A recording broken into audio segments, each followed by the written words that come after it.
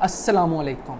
This is Tahir Afaki and you are watching my channel Wide Vision. हमारा आज का मौजू है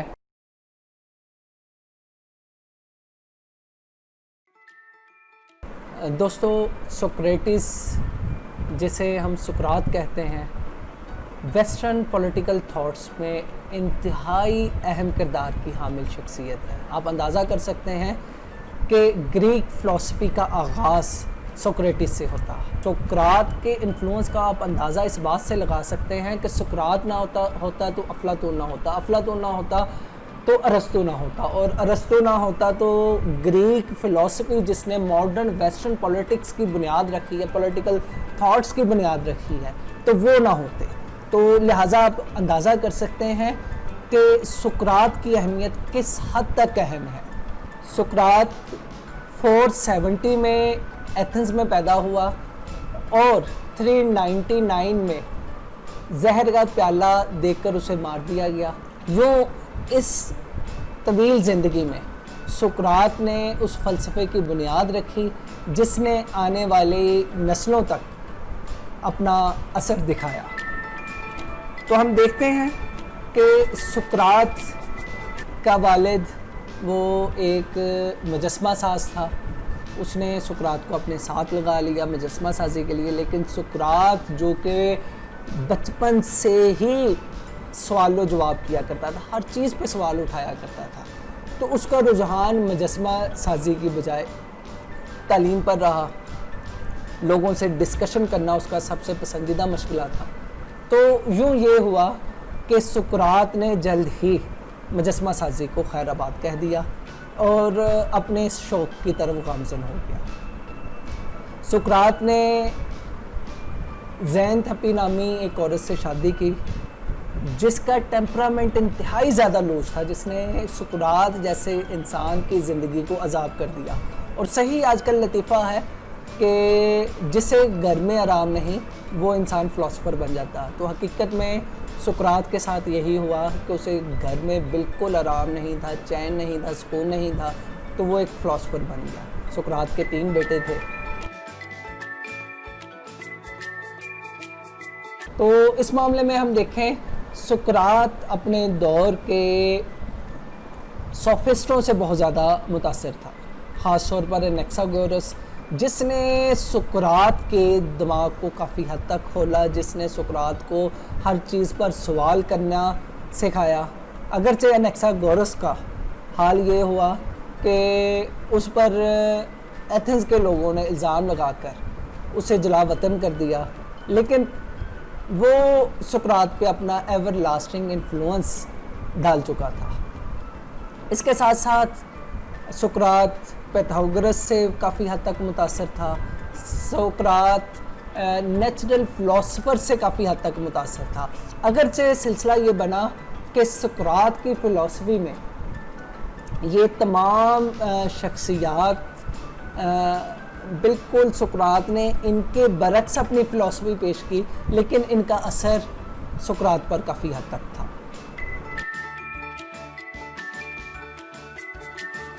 तो आइडियाज़ में जो बुनियादी चीज़ है, सुकरात के लाइफ में जो बुनियादी चीज़ है वो ये है कि सुकरात नॉलेज को ज़्यादा प्रेफर करता था। सुकरात के मुताबिक an unexamined life is not worth living, कि ऐसी ज़िंदगी जिसमें आप गौर व फिक्र नहीं करते, इल्म का हसूल नहीं करते, इल्म की जुस्तजू नहीं करते, वो आपके लिए ज़िंदगी किसी काबिल की नहीं है, उसका कोई फ़ायदा नहीं है। An unexamined life is not worth living. तो ये ज़रूरी है कि आप इल्म हासिल करें, इल्म के बग़ैर कोई भी गुजारा नहीं। अगर हम देखें आगे जाके यही सुकरात के आइडियाज़ ने प्लेटो की थ्योरी ऑफ फॉर्म्स की शक्ल ली या थ्योरी ऑफ ड्यूअलिज़म की शक्ल ली। उसके मुताबिक बुनियादी तौर पर सुकरात का ख्याल ये था कि हम जिस मादी दुनिया में रह रहे हैं इससे हटके एक वर्ल्ड ऑफ आइडियाज़ है। जब इंसान गौर व फिक्र करता है तो वहाँ से आइडियाज़ यहाँ पे आते हैं और वो प्योर फॉर्म में आइडियाज़ होते हैं। और ज़िंदगी का निज़ाम चलाने के लिए, इंसानी ज़िंदगी बेहतर बनाने के लिए, माशरती ज़िंदगी, हुकूमती ज़िंदगी को बेहतर बनाने के लिए उन आइडियाज़ को जानना ज़रूरी है और उन पर इम्प्लीमेंटेशन ज़रूरी है। तो उसके बग़ैर ज़िंदगी बेहतर नहीं बन सकती। अरस्तू का कहना है वर्चू इज़ नॉलेज, यानी नेकी किस चीज़ का नाम है? नेकी नाम है इल्म के हसूल का। सुकरात का कहना है वर्चू इज़ नॉलेज, कि नेकी इल्म हासिल करने का नाम है। आप सुकरात के जितने भी डायलॉग्स देख लें, वो चाहे जस्टिस से मुतल्लिक है, चाहे बहादुरी से मुतल्लिक हैं, चाहे वो किसी भी बात से मतलब डायलॉग्स हैं, तो उनका जो कंक्लूड जो उसे किया जाता है वो इसी बात पे किया जाता है कि वर्चू इज़ नॉलेज, कि नॉलेज सबसे ज़्यादा अहम है। आपने अगर ज़िंदगी में एक्सेल करना है, आगे बढ़ना है, इस दुनिया को परफेक्ट करना है, कैसा परफेक्ट करना है? जैसे वो आइडियल वर्ल्ड है उस जैसा आपने करना है, तो आपको नॉलेज का हसूल ज़रूरी है। सिंपली सुकरात का एक डायलॉग है जिसमें वो एक बंदे से सवाल पूछता है। ये सोक्रेटिक मेथड है, सवाल के ज़रिए अपनी मंशा तक पहुंचना। तो सुकरात सवाल के ज़रिए दूसरों से अपनी बात मनवाता था। तो सुकरात ने पूछा कि भाई बहादुरी किसे कहते हैं? तो उसने कहा कि भाई बहादुरी ये है कि डट जाना, स्पिरिट, करज के साथ जो है मामला को डील करना बहादुरी है। सुकरात ने कहा अच्छा ये बहादुरी है तो इसका मतलब किसी अच्छे काम के लिए डट जाना ये बहादुरी है? कहता हाँ बहादुरी है। कहता अच्छा बुरे काम के लिए डट जाना क्या ये भी बहादुरी है? कोई आपने बुरा काम कर रहे हैं, गलत काम कर रहे हैं, किसी पे जुल्म सितम कर रहे हैं, तो ये बहादुरी है? तो वो बंदा सोच में पड़ गया, कहता नहीं यार ये तो बहादुरी नहीं है। तो सुकरात कहता है कि ये क्या है? इसका मतलब ये कुछ और है सुकरात के मुताबिक। तो वो सोच में पड़ गया। तो सुकरात कहता अच्छा इसका मतलब ये बहादुरी नहीं कि जो हक के आप ना हक किसी के खिलाफ लड़ें, ये बहादुरी नहीं। बहादुरी असल में ये है कि आप हक पे हैं। अब हक क्या है? सुकरात ने अगला सवाल जो है कर दिया। अब वो दूसरा बंदा वो सोच में पड़ गया। तो मुख्तसर ये कि जो वो डायलॉग ख़त्म हुआ तो सुकरात ने कंक्लूड किया कि हमें बहादुरी को जानने के लिए कि बहादुरी क्या है, ये समझने के लिए कि हक क्या है, इल्म का हसूल ज़रूरी है। जब तक हम इल्म हासिल नहीं करेंगे हमें ये नहीं पता चलेगा कि बहादुरी क्या है, हमें ये नहीं पता चलेगा कि हक क्या है। तो ये सिलसिला है कि वर्चू इज़ नॉलेज। तो सुकरात के दौर में डेल्फी के मंदिर के बाहर एक इबारत लिखी हुई थी, टू नो दाई सेल्फ, अपने आप को जाने, टू नो दाई सेल्फ। उस वक्त के यूनान में ये बात तो असल में मशहूर थी, इसका मीनिंग लिया जाता था टू नो दाई डेस्टिनी, आप अपनी डेस्टिनी को जाने, असल में आपकी किस्मत में क्या लिखा है वो जाने। जैसे कि आपने एडिपस नावल पढ़ा हुआ है सोफोक्लिस का, तो उसमें वो that's all about your destiny. तो लोगों के यहाँ ये मशहूर था कि ये डेस्टिनी के बारे में है। सुकरात ने पहली दफ़ा इसका मतलब ये लिया है to know thy real self, आप असल में जो उस आइडियल वर्ल्ड में जैसे थे उसे आपने जानना है। तो वो कैसे आप जान सकते हैं? आप ख़ुद पर गौर व फिक्र कर सकते हैं। तो सुकरात के यहाँ दो तरह के वर्ल्ड हैं, रियल वर्ल्ड और अनरियल वर्ल्ड। रियल वर्ल्ड ये है जिसमें हम रह रहे हैं, अनरियल वर्ल्ड वो है जिससे हम लोग आए हैं, जिससे वो आइडियाज़ आते हैं। सुकरात जिससे कहता है कि जो ज़िंदगी का असल में मकसद and unexamined life is not worth living, कि जब तक आप गौर व फिक्र नहीं करेंगे तो वो आइडियाज़ यहाँ पे नहीं आएंगे। तो वो असल में वो रियल वर्ल्ड है। तो ये उसकी शबीह है। इस वर्ल्ड को हमने उस जैसा तभी कर सकते हैं जब वहाँ के आइडियाज़ यहाँ पे आएंगे, यहाँ पे उसकी इम्प्लीमेंटेशन होगी और एक्सीलेंस हासिल होगी, देन हम इस रियल वर्ल्ड को क्रिएट कर सकते हैं। फिर दूसरा उसके यहाँ कॉन्सेप्ट है अनरियल नॉलेज और रियल नॉलेज का। अनरियल नॉलेज क्या है, रियल नॉलेज क्या है? सुकरात के यहाँ जो रस्म व रिवाज थी, जो मज़हब था, वो सोचने समझने पे पाबंदी लगाता था। अगर सुकरात को सवाल उठाता या कोई और सवाल उठाता तो उस पर पाबंदी लगा दी जाती, उसे जला वतन कर दिया जाता या उसे सज़ाए मौत दे दी जाती। तो सोचने समझने पे, दीन पे, हर्फ उठाने पे पाबंदी थी। जैसे एनेक्सागोरस के साथ हुआ, वो सुकरात को ये पता था कि ये सिलसिला होना है, अगर वो सवाल जवाब उठाएगा, लेकिन सुकरात सिंपली लोगों को कहता था कि ये अनरियल नॉलेज है। जबकि रियल नॉलेज क्या है? रियल नॉलेज इसके बिल्कुल बरक्स है, ऐसी चीज़ जो कि अक्ल में आ रही है, समझ में आ रही है, फहम फरासत में आ रही है, ये असल में रियल नॉलेज है। इसके साथ साथ सोफिस्ट जो थे, सुकरात के हमअसर थे, तो इनमें कुछ अच्छी चीज़ें भी पाई जाती थी। ये जगह जगह जाके लोगों को इल्म दिया करते थे, उनको बोलने का, सोचने समझने का बताया करते थे। तो ये हम समझ लें कि जैसे आज की हमारी होम ट्यूशन्स हैं, तो ये भी होम ट्यूशन्स दिया करते थे, और जो लोग अहले इस्तिताअत थे, जिनके पास ताकत थी, पैसा था, वो इनसे रजू किया करते थे। लेकिन इनकी एक फ़िलासफ़ी बड़ी ख़तरनाक थी, वो थी man is the measurement of everything, यानी इंसान ही हर चीज़ का पैमाना है, इंसान की सब्जेक्टिविटी हर चीज़ का पैमाना है। इसके बरक्स सुकरात का तो कहना था कि नहीं भाई, इंसान नहीं, बल्कि इंसान गौर व फिक्र के ज़रिए एक आइडियल वर्ल्ड से जो आइडियाज़ परसीव करते हैं वो असल हकीकत है। यानी सुकरात के यहाँ हक एक यूनिवर्सल आइडेंटिटी है, सच एक यूनिवर्सल आइडेंटिटी है। इसी तरह जो इखलाकियत एक यूनिवर्सल आइडेंटिटी है, ये ऐसे हो ही नहीं सकता कि आपको लग रहा है कि ये काम सही है तो ये सही है, जबकि दूसरे को लग रहा है ये गलत है तो गलत है।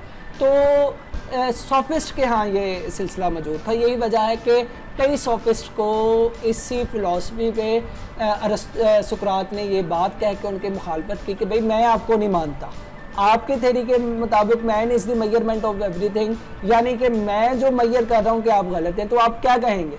तो ज़ाहिर बात उनको ये कहना पड़ा कि भाई आप सही कह रहे हैं। ज़ाहिर बात उनकी फ़िलासफ़ी ये कह रही थी।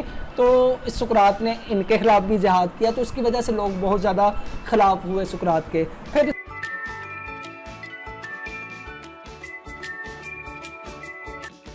सुकरात पहला बंदा था, पहला मॉरल फ़िलासफ़र था जिसने पॉलिटिक्स में मोरालिटी का एडिशन किया। इससे पहले ऐसा कोई सिलसिला नहीं था, इसलिए वेस्टर्न फ़िलासफ़ी में ये कहा जाता है Socrates is the first moral philosopher. तो आपको पता है नेक्स्ट मैकियावेली ने आके पॉलिटिक्स से एथिक्स को निकाला, नहीं तो अदरवाइज सुकरात, अफलातून, अरस्तु और बाद में मुस्लिम फ़िलासफ़र्स और इवन बहुत ज़्यादा वेस्टर्न फ़िलासफ़र्स वो भी एथिक्स और पॉलिटिक्स को एक दूसरे का जुज़्वे लायानफिक समझते थे, एक अहम वाइटल पार्ट था। अरस्तु के यहाँ, सुकरात के यहाँ ये कॉन्सेप्ट था कि पॉलिटिक्स में जो गलत है वो गलत है और जो सही है वो सही है। इस बेस पर जो है पॉलिटिक्स होनी चाहिए, ना कि इस बेस पे होनी चाहिए कि जिस चीज़ में आपका मुफाद है उसे लिया जाए। यानी हक का बोलबाला हो। एक किंग जो है, एक फ़िलासफ़र किंग है, वो हक का साथ दे, ना कि इस बात का साथ दे कि उससे जो सही लग रहा है या उसके मुफाद में है तो वो बेस्ट है, तो ऐसा नहीं होगा। तो ये मॉरल पॉलिटिक्स का कॉन्सेप्ट सुकरात ने पहली दफ़ा दिया। फिर उसके बाद हम देखते हैं, ये तो सुकरात के आइडियाज़ थे, लेकिन सुकरात का एक शागिर्द था, उससे सुकरात से बहुत ज़्यादा मोहब्बत थी। उसने देखा कि सुकरात बहुत ज़्यादा अक्लमंद है, तो वो डेल्फी के मंदिर में गया, वहाँ पे पुजारन बैठी हुई थी, उससे पूछा कि एथेंस का सबसे ज़्यादा ज़हीन इंसान कौन है? तो उसने बताया सुकरात। तो उसने सुकरात को आके बताया, लोगों को बताया, सुकरात ने यकीन नहीं किया। तो सुकरात ने यकीन नहीं किया, उसने कहा कि भाई मैं तो अक्लमंद नहीं हूँ। लिहाजा वो लोगों के पास गया, मुख्तलिफ जो लोग जो जिनको वो समझता था कि वो अक्लमंद हैं, उनसे बातचीत की, तो उसे पता चला कि उनमें और सुकरात में फ़र्क क्या है। सुकरात ने ये जाना कि I know because I don't know, कहता मैं ये जानता हूँ कि मेरे अंदर कौन सी जहालत है, कि कौन सी चीज़ मैं नहीं जानता, शायद इस वजह से मैं सबसे ज़्यादा ज़हीन हूँ, जबकि बाकी लोग अपनी जहालत से वाकिफ़ नहीं हैं। तो अपनी जहालत से वाकिफ़ होना सुकरात की नज़र में ये निशानी है आपके ज़हीन होने की। तो अब सुकरात ने एथेंस के तमाम नौजवानों को अपना गिरविदा बनाया हुआ था। अपने ख़यालात से उसने मज़हब के ख़िलाफ़, रवायात के ख़िलाफ़ और वहाँ के बड़े बड़े पॉलिटिशियंस के ख़िलाफ़ एक महाज खोला हुआ था, इसलिए बहुत ज़्यादा लोग उसके ख़िलाफ़ हो गए, उसे गिरफ़्तार कर लिया और एट दी एंड उसके ख़िलाफ़ मुकदमा चला। और मुकदमे में ये इल्ज़ाम लगाया गया कि सुकरात मज़हब के ख़िलाफ़ है, सुकरात एथेंस के नौजवानों को गुमराह कर रहा है, लिहाजा सुकरात पे चार्जेस लगे। और एट द एंड सुकरात ने अपनी सफाई में जो बात कही वो यही कही कि मैंने हक का साथ दिया है, मैंने हमेशा हक का प्रचार किया। अगर आपको लगता है कि हक गलत है तो हक पे होने की आप मुझे सज़ा दे सकते हो। तो एट द एंड सुकरात को जहर का प्याला पीना पड़ा सिर्फ अपने सच बोलने की वजह से।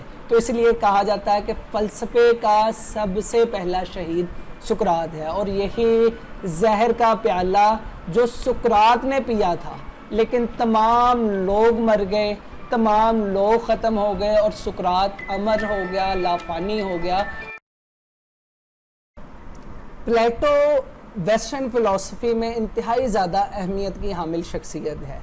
प्लेटो का जो दौर classical period of ancient Greek का इसका पीरियड है और इसकी अज़मत का अंदाज़ा आप इस बात से लगा सकते हैं कि दुनिया के दो बड़े फ़िलासफ़र्स, उनका वजूद प्लेटो के मरहून मिन्नत है।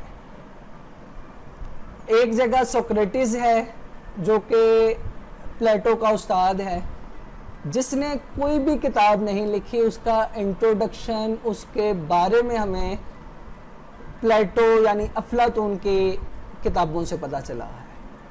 और फिर दूसरे नंबर पर अरस्तु है। अरस्तु ने अफलातून के पास 20 साल तक तालीम हासिल की। तो ये दोनों फ़िलासफ़र्स, इनका वजूद अफलातून के बगैर नामुमकिन है। प्लेटो 428 में एथेंस में पैदा हुआ, एक अरिस्टोक्रेटिक फैमिली में पैदा हुआ और 348 में प्लेटो की डेथ हुई है। प्लेटो ने इब्तदाई अपनी जो एजुकेशन है उसमें ग्रामर, म्यूज़िक और जिम्नास्टिक की तालीम हासिल की। फिर अपने वक्त के अहम तरीन फ़िलासफ़र सुकरात की बैठक में बैठना शुरू किया, सुकरात से इल्म हासिल करना शुरू किया। और सुकरात से इल्म हासिल करने के साथ साथ सुकरात के नज़रियात से प्लेटो को मोहब्बत थी। इस हद तक मोहब्बत थी कि जितने भी आइडियाज़ हैं वो सारे के सारे तकरीबन सुकरात से ही मुस्ताल लिए हुए हैं, मतलब अपने उस्ताद के आइडियाज़ हैं। इवन आप इनकी किताब डायलॉग्स को पढ़ते हैं तो डायलॉग में जितनी भी अहम बातें हैं वो सारी सुकरात के मुंह से ही अदा हो रही हैं। तो सुकरात की इस हद तक जो अहमियत है इसकी ज़िंदगी में। इसके अलावा हेराक्लाइटस, उससे ये बहुत ज़्यादा मुतासर था। फिर फिसागोरस, जैसे पैथागोरस कहते हैं, उससे ज़्यादा मुतासर था।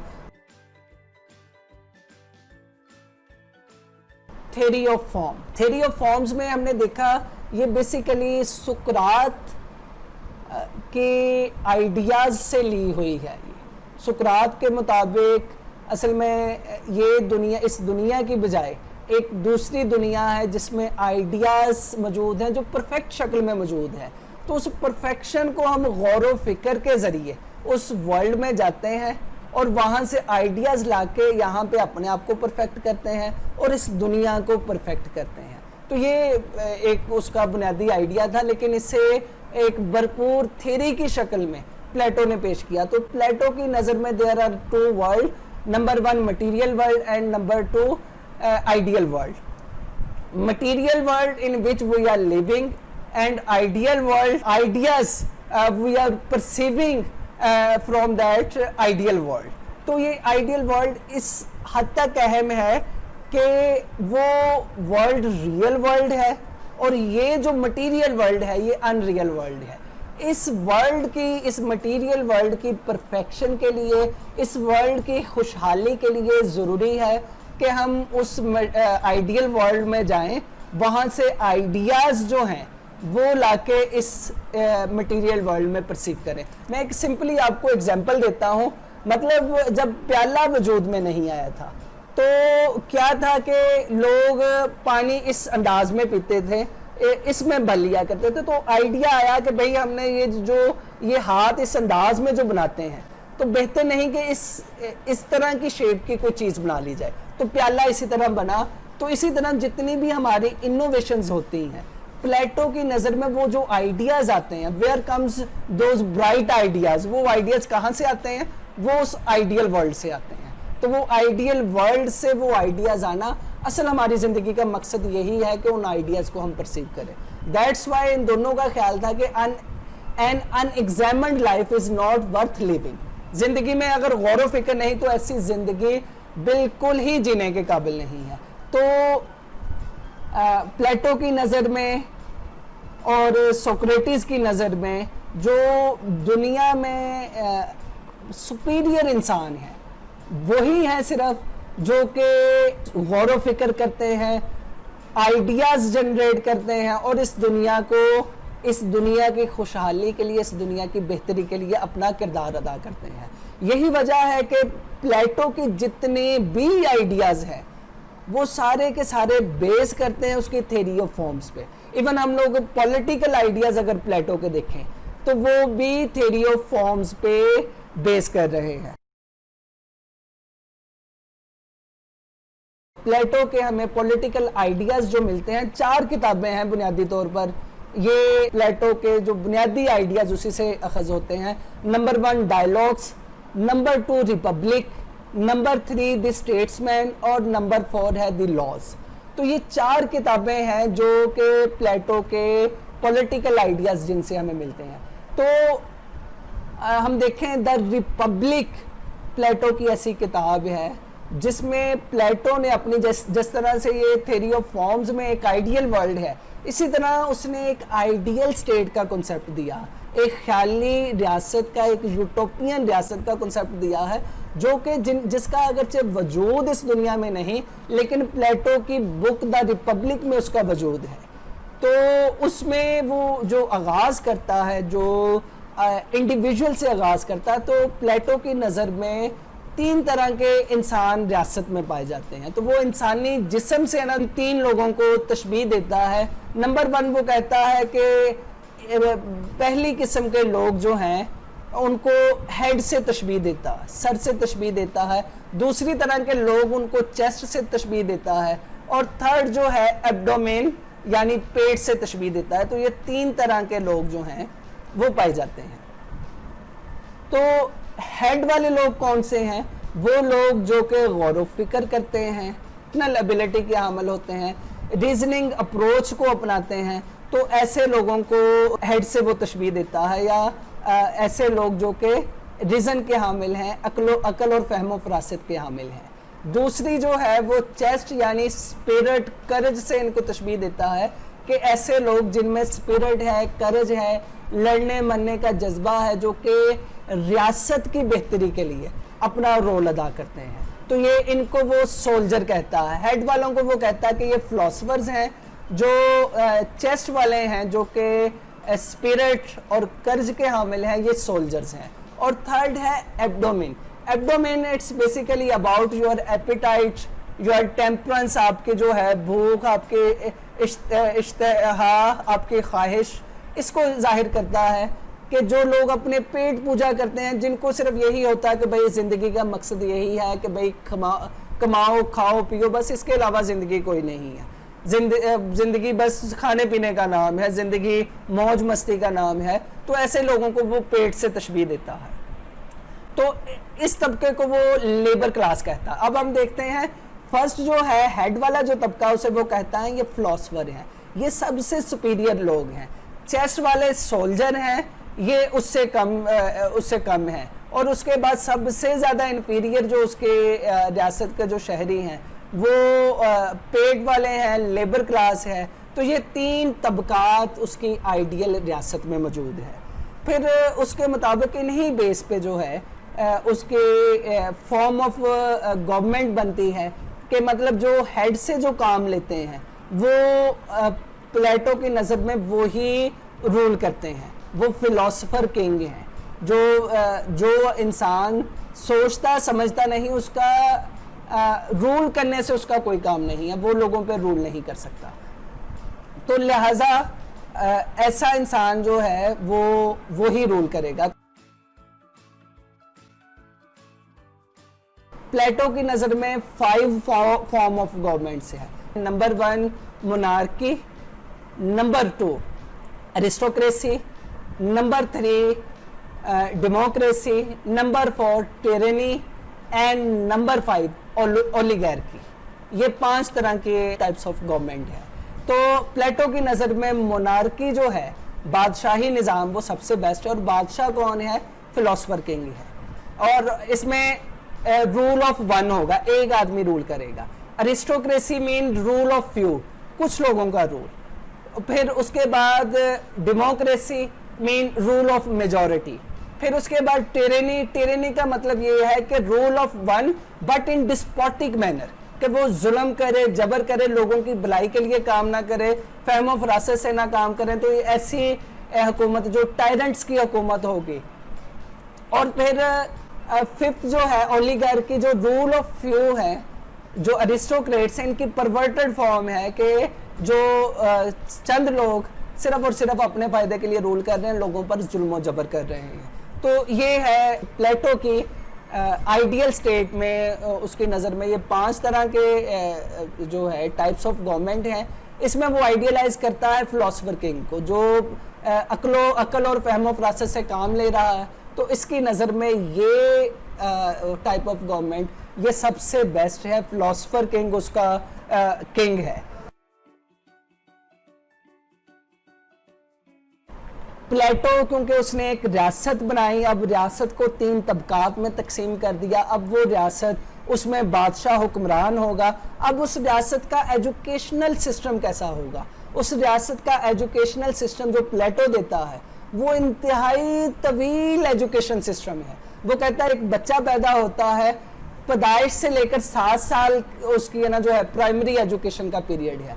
अब इसमें अर्ली चाइल्डहुड एजुकेशन, इसमें वो क्या करेगा? उसके माँ बाप लोग जो हैं उसे एथिकल स्टोरीज सुनाएंगे, उसकी अखलाकी परवरिश करेंगे, उसकी अखलाकियत को बेहतर करेंगे। तो ये 7 साल तक उसकी ना जो ये मुख्तलिफ स्टोरीज सुना के उसकी अखलाकी नशोनुमा करके उसको जो है परवान चढ़ाया जाएगा। फिर सेकंड स्टेज ऑफ एजुकेशन है वो 7 to 17 ईयर ऑफ एजुकेशन है। इसमें क्या होगा? इसमें बच्चा जिम्नास्टिक की तालीम हासिल करेगा, इसमें म्यूज़िक की तालीम हासिल करेगा, इसमें अपनी जो है जो spiritual development and physical development के लिए उसे एजुकेशन दी जाएगी।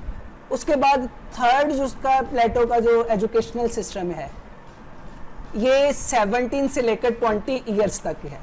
मतलब 3 साल का ये एजुकेशन सिस्टम है। इसमें फौजी ट्रेनिंग दी जाएगी प्लस मैथमेटिक्स की तालीम दी जाएगी। फिर इसमें एंड पे एट द एंड एग्ज़ाम होगा। एग्ज़ाम जो पास करेंगे वो नेक्स्ट लेवल ऑफ एजुकेशन पे जाएंगे, बाकी वो मुख्तलिफ शोबों में चले जाएंगे, यानी कुछ मजदूर बन जाएंगे और कुछ जो है फौज में चले जाएंगे। नेक्स्ट जो सेशन में है जो फोर्थ स्टेज ऑफ एजुकेशन है वो 30 से लेकर 35 साल का है। इसमें मैथमेटिक्स पढ़ाई जाएगी, लॉजिक की तालीम दी जाएगी, मेटाफिज़िक्स की तालीम दी जाएगी और मुख्तलिफ नेचुरल साइंसेस के जो है अलूम सिखाए जाएंगे। तो ये 15 साला एजुकेशन सिस्टम है। तो इसमें 35 ईयर में जो है एग्ज़ाम होगा। जो बच्चा कामयाब हो गया वो नेक्स्ट लेवल ऑफ एजुकेशन में चला जाएगा और जो नाकाम होगा वो फौज में चला जाएगा या फिर मुख्तलिफ ब्यूरोक्रेटिक इंस्टीट्यूशन में चला जाएगा। फिर 35 से लेकर 50 ईयर ऑफ एजुकेशन है। अब इस 50 ईयर ऑफ एजुकेशन में ये जो लोग होंगे ना, ये असल में फिलोसफर किंग होंगे। इनको बुनियादी तौर पर लॉजिक की तालीम दी जाएगी, फ़लसफ़े की तालीम दी जाएगी और ये लोग जो हैं ये असल में रूल करेंगे, ये रियासत को रूल करेंगे और यही एक बेस्ट फॉर्म है उन लोगों की जिन्होंने सबको रूल करना है।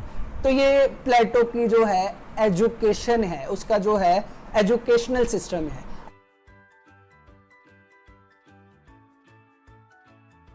प्लेटोज कम्युनिज्म का प्लेटो ने नज़रिया दिया जो कि बाकी चीज़ों को जो कवर कर देगा।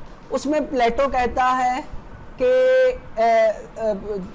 यहाँ पे हुक्मरान तबका और सोल्जर तबका, फौज का तबका, ये प्रॉपर्टी नहीं रख सकता। मतलब कम्युनिज्म का मतलब है जो property owned by community, individual अपने पास प्रॉपर्टी नहीं रख सकता, बल्कि कम्युनिटी के पास प्रॉपर्टी होगी। तो यहाँ पे प्लेटो जो नज़रिया देता है, दो तरह के इनके यहाँ कम्युनिज्म है। नंबर 1 प्रॉपर्टी का कम्युनिज्म, प्रॉपर्टी का कम्युनिज्म, और नंबर 2 फैमिली का कम्युनिज्म।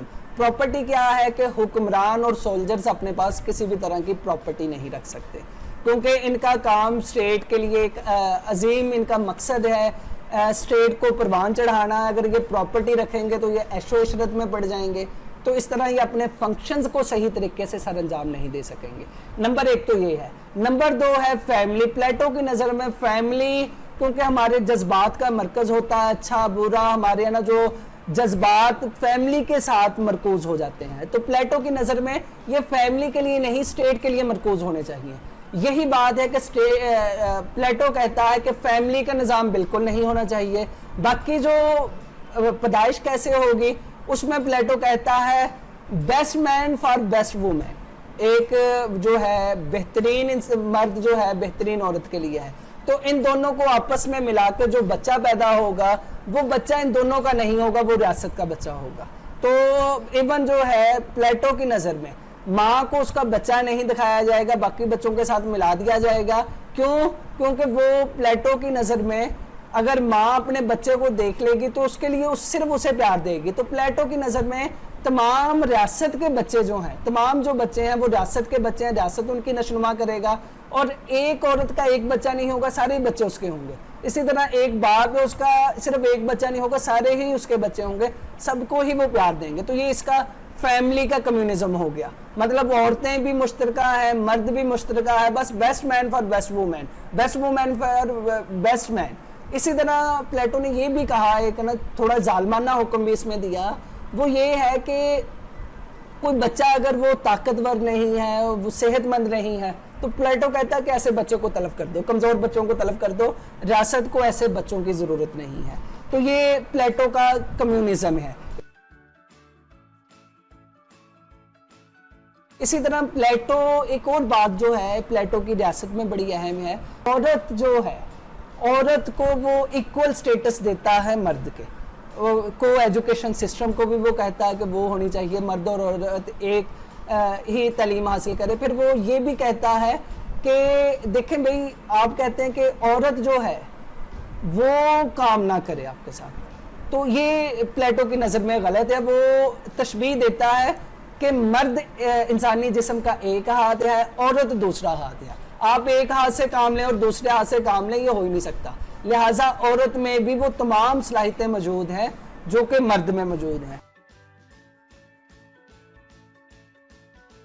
तो ये प्लेटो का मुकम्मल तौर पर जो नज़रिया है, जो उसने थ्योरी ऑफ फॉर्म्स से ड्राइव किया है, कि जो आइडियल वर्ल्ड से जो जाके लोग गौर व फिक्र करते हैं वो सबसे ही अहम तरीन लोग हैं, अहम तरीन तबका है वो रूलर्स का तबका है।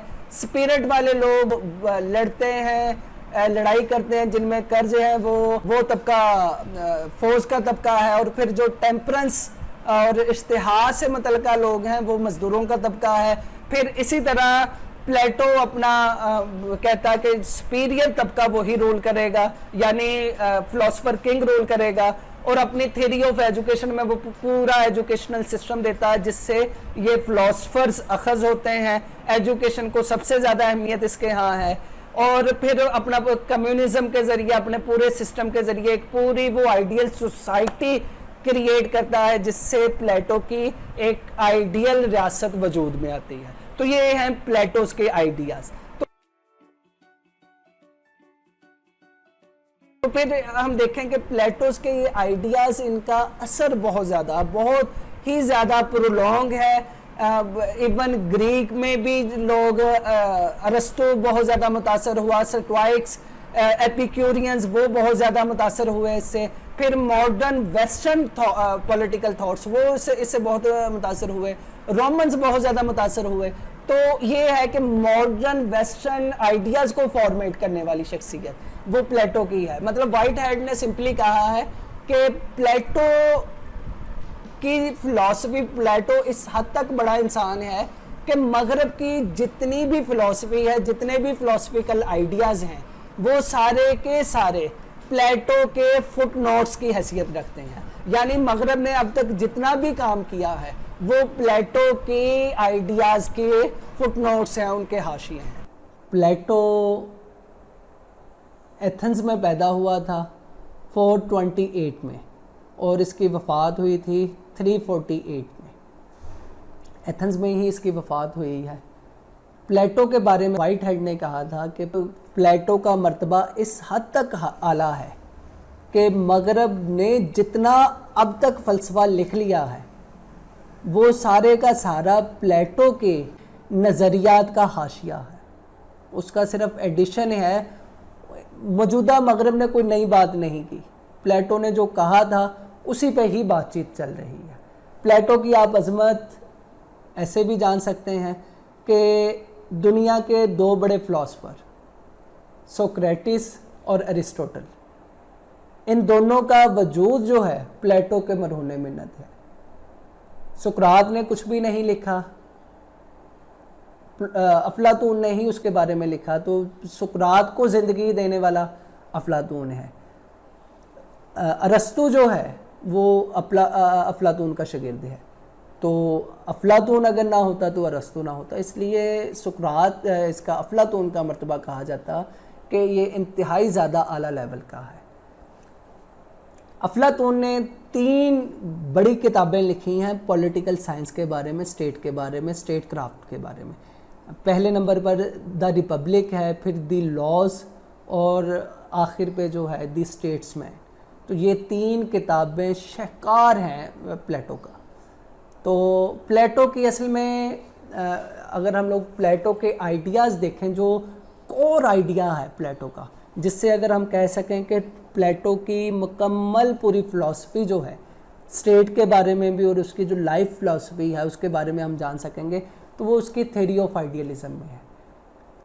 उसका कहना है कि हकीकत जो चीज़ है, हकीकी जो वजूद रखती है, वो आइडियाज़ वजूद रखते हैं। आइडियाज़ के अलावा कोई भी चीज़ हकीकी वजूद नहीं, सब चीज़ों का सानवी वजूद है। तो अफलातून के मुताबिक जैसे ये वर्ल्ड ऑफ मैटर है, इसी तरह कायनात में एक जगह पे वर्ल्ड ऑफ आइडियाज़ मौजूद है। हम लोग अपनी यहाँ पे बर्थ से पहले उस वर्ल्ड ऑफ आइडिया में मौजूद थे। ये कायनात में जितने आइडियाज़ आ चुके हैं और जितने आइडियाज़ आएंगे वो सारे उस वर्ल्ड ऑफ आइडियाज़ में हैं। तो हम लोग जब उस वर्ल्ड ऑफ आइडियाज़ से इस दुनिया में आते हैं तो हम लोग सब कुछ भूल जाते हैं, सारी वो चीज़ें भूल जाते हैं। अब हमारी ज़िंदगी का मकसद है उनको रिकलेक्ट करना, उन आइडियाज़ को रिकलेक्ट करना, यही असल मकसद है हमारा। तो प्लेटो अपनी रिपब्लिक में एक वो आइडियल कॉन्सेप्ट पेश करता है कि जिसमें आला तरीन लेवल का इंसान वो है जो कि उन आइडियाज़ का मालिक है, जो वो वर्ल्ड ऑफ आइडियाज़ में मौजूद है, उसने इधर रिकलेक्ट कर लिया। सबसे ज़्यादा हकीम और दाना इंसान वो प्लेटो की रियासत जो है उसे रूल करेगा। तो प्लेटो के मुताबिक इंसानी जिस्म 3 हिस्सों पर मुश्तमिल है। एक उसका हेड, दूसरा उसकी चेस्ट और तीसरा एब्डोमेन। हेड जो है ये मरकज़ है रीज़न और विजडम का। अक्ल, फहमो फरासत, दानिशमंदी ये सारी हेड से जन्म लेती है। फिर चेस्ट है, चेस्ट जो है मरकज़ है विल पावर, कर्ज और हिम्मत, जुर्रत और बहादुरी का। और एब्डोमेन जो है ये ख्वाहिशात का मरकज़ है। एपिटाइट्स, टेम्परेंस, ये सारी जो है चीज़ें आपकी ख्वाहिशात, आपकी जबिली ख्वाहिशात का मरकज़ ये है। तो प्लेटो का ये कहना है कि कायनात में 3 तरह के लोग पाए जाते हैं। एक वो लोग जो कि अपने दिमाग से काम लेते हैं, दूसरे वो लोग जो अपनी चेस्ट यानी बहादुरी दिखाते हैं, और तीसरे जो है जो पेट से काम लेते हैं, वो सिर्फ अपनी जबिली ख्वाहिशात को देखते हैं। तो ये 3 तरह के लोग हैं। फर्स्ट लोग जो कि फ़हम फरासत से काम लेते हैं, उसने कहा है कि ये रूलर्स हैं, ये दुनिया पे रूल करते हैं। दूसरे जो चेस्ट वाले हैं, बहादुर हैं, जो कर्ज का मुजाहिरा करते हैं, ये सोल्जर्स हैं, प्लेटो की रियासत में ये सोल्जर हैं। और थर्ड जो लोग हैं जो कि अपनी ख्वाहिशात के असीर हैं, ये प्लेटो की रियासत में ये लोग लेबर हैं, या आप कह लें आज के दौर में जो है लेबरर क्लास और बिजनेस क्लास जो है ये है। तो प्लेटो ने अपनी आइडियल स्टेट में ये क्लासिफिकेशन की है रूलर्स की, सोल्जर्स की और लेबरर्स की। तो उसके मुताबिक ये तीन लोग हैं जो कि रियासत को चलाएंगे, रियासत का निज़ाम इस तरह से चलेगा। तो रूलर्स जो हैं ये असल में ये वो लोग हैं जो सबसे ज़्यादा फहम फरासत के मालिक होते हैं और हक सिर्फ इन्हीं को है कि ये लोग रूल करें। और कुछ प्लेटो इन पर रिस्ट्रिक्शंस लगाता है अपनी रियासत में कि रूलर जो हैं इनका काम सिर्फ़ और सिर्फ पढ़ाई और सिर्फ पढ़ाई है, गौर व फ़िक्र करना है, निज़ाम को बेहतर बनाना है, अच्छा निज़ाम देना है, लिहाजा कोई और काम नहीं। ये ना ही कोई प्रॉपर्टी रख सकते हैं, इनकी कोई औलाद भी नहीं होगी। इवन जो है औलाद का जो तसव्वुर प्लेटो देता है वो ये है कि औलाद सारी सबकी इक्वल होगी, सब लोगों की औलाद रियासत की असल में औलाद होगी। कोई प्लेटो के मुताबिक इंसान जो है उसे अपनी रियासत के फ़राइज़ में जो है डिट्रैक्ट करने वाला जो फैक्टर है वो औलाद है। तो औलाद को वो कहता कि कोई भी शहरी अपनी औलाद नहीं रखेगा, रियासत उनकी परवरिश करेगी। एक बच्चा जो सबका ही बच्चा होगा। औरतों को प्लेटो की रियासत में इक्वल राइट्स दिए गए हैं। फिर जो बच्चे जो होंगे रियासत के पास एक पूरा प्लेटो एजुकेशनल सिस्टम देता है जिसमें बच्चे जो पढ़ेंगे, जो बच्चा तकरीबन 17 से 18 साल की एजुकेशन हासिल करेगा, नेक्स्ट वो आगे नहीं जा सकता, वो लेबरर क्लास में आ जाएगा। नेक्स्ट दूसरे दर्जे में अगर वो जाएगा, वो पास नहीं कर सका तो वो सोल्जर्स में आ जाएगा। थर्ड दर्जा जो तकरीबन 35 साल तक की एजुकेशन है इंसान की, तो उस तक जो पहुंचेगा वो फिलोसफर्स में आएगा, वो एडमिनिस्ट्रेशन में आएगा, वो स्टेट का निज़ाम चलाएगा। टोटल के जो पॉलिटिकल आइडियाज़ हमें अरस्तू की किताब पॉलिटिक्स से मिलते हैं। अरस्तू ने वैसे अपने शागिर्दों को, अपने काफ़ी ज़्यादा शागिर्दों को तकरीबन 158 रियासतों में, छोटी छोटी स्टेट्स में भेजा था। उनके कॉन्स्टिट्यूशंस को उन्होंने इकट्ठा किया और उनकी बेस पे अरस्तू ने रियासत कैसी होनी चाहिए, उसके कॉन्स्टिट्यूशन कैसा होना चाहिए, रियासत के में जो है फॉर्म ऑफ गवर्नमेंट कितने हैं, वो सारे उसने बनाए थे। तो उसमें हम देखते हैं कि अरस्तू की फॉर्म ऑफ गवर्नमेंट्स वो क्या क्या है। तो इसमें हम देखें अरस्तू ने अरस्तू के पॉलिटिकल आइडियाज़ में उसने जो डिवाइड किया है फॉर्म ऑफ गवर्नमेंट को, प्लेटो ने किया था कि there are 5 form of government, monarchy, aristocracy, democracy, tyranny और उसके बाद ओलिगार्की। तो इसने 6 हिस्सों में तकसीम किया है और 6 हिस्सों में तकसीम करने के साथ साथ 2 प्रिंसिपल्स दिए हैं। 2 प्रिंसिपल क्या है? फर्स्ट प्रिंसिपल है कि नंबर्स ऑफ पीपल, के लोगों के नंबर क्या है, मतलब अगर मोनार्की है तो उसमें एक बंदा रूल कर रहा है, अरिस्टोक्रेसी तो उसमें फ्यू कर रहे हैं। तो नंबर्स के लिहाज से प्रिंसिपल है। और दूसरा है उसके गुड और परवर्टेड फॉर्म, गुड और बैड फॉर्म। ये 2 उसने प्रिंसिपल दिए हैं कि इसके जितने भी ये 6 टाइप्स ऑफ गवर्नमेंट हैं, इसमें एक तो हम नंबर्स देखेंगे और दूसरा उसे गुड और बैड के लिहाज से देखेंगे। तो इसमें अरस्तू की नज़र में पहले वो 3 जो है निज़ाम बताता है, 3 फॉर्म ऑफ गवर्नमेंट बताता है। पहले बताता है मोनार्की, दूसरे नंबर पर अरिस्टोक्रेसी और तीसरे नंबर पर पॉलिटी। मोनार्की, अरिस्टोक्रेसी और polity. Monarchy rule of one, aristocracy rule of few और polity rule of majority, but under some laws, under some constitution. तो ये है, ये नंबर्स के लिहाज से है।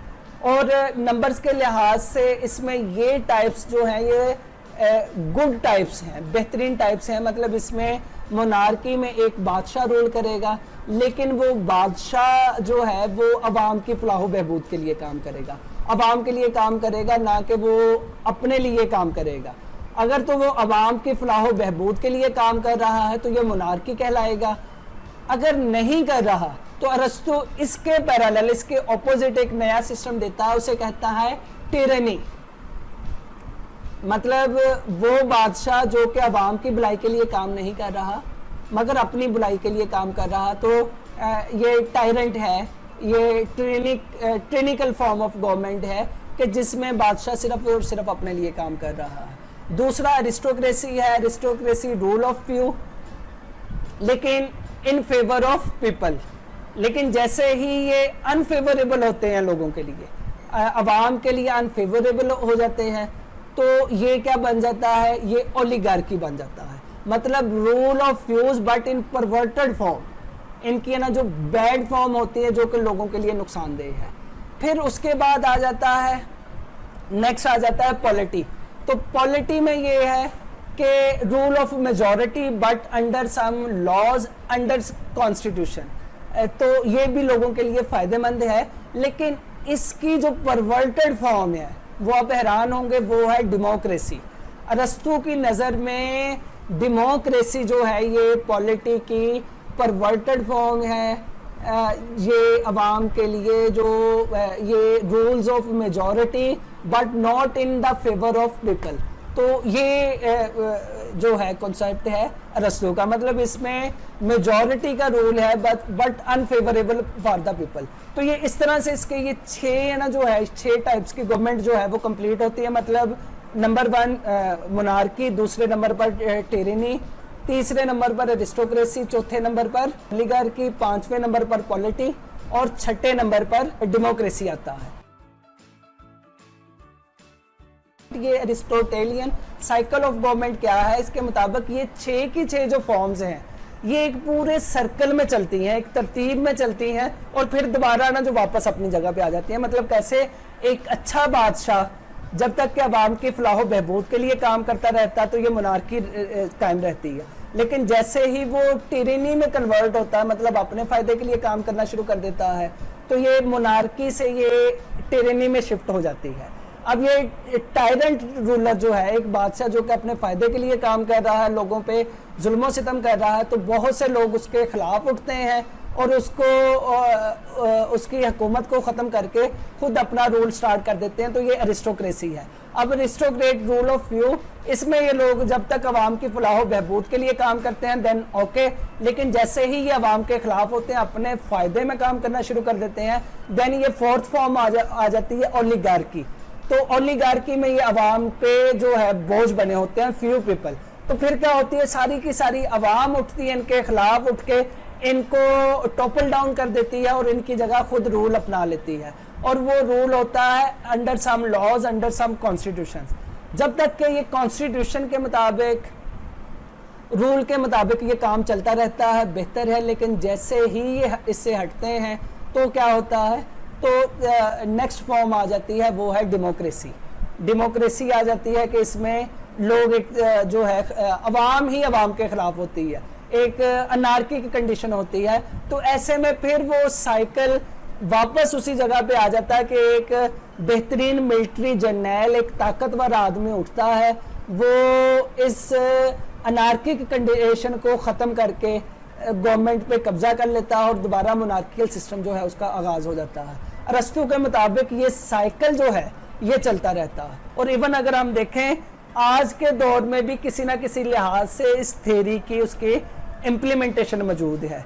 फर्दर अरस्तु के मुताबिक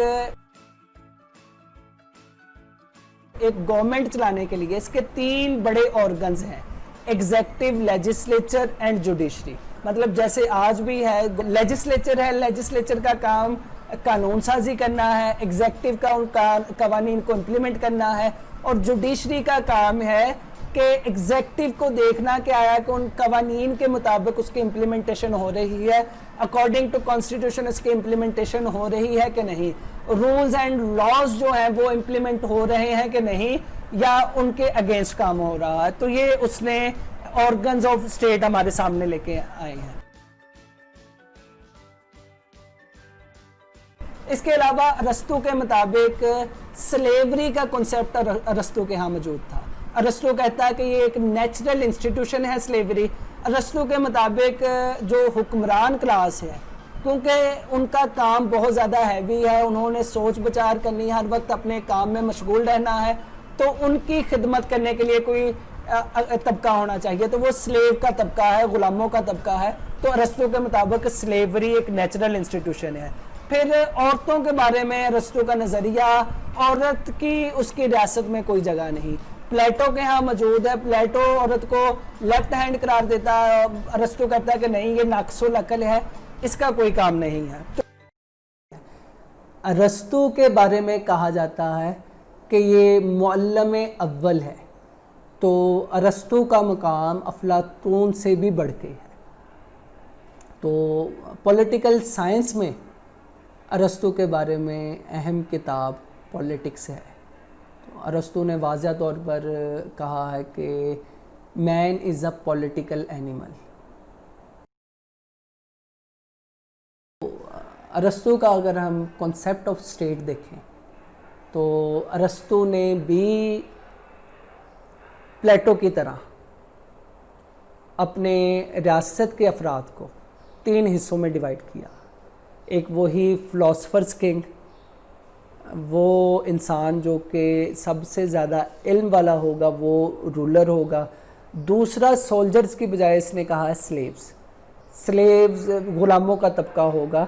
प्लेटो ग़ुलामी के हक़ में नहीं था, अरस्तू ग़ुलामी के हक़ में। अरस्तू का ये कहना है कि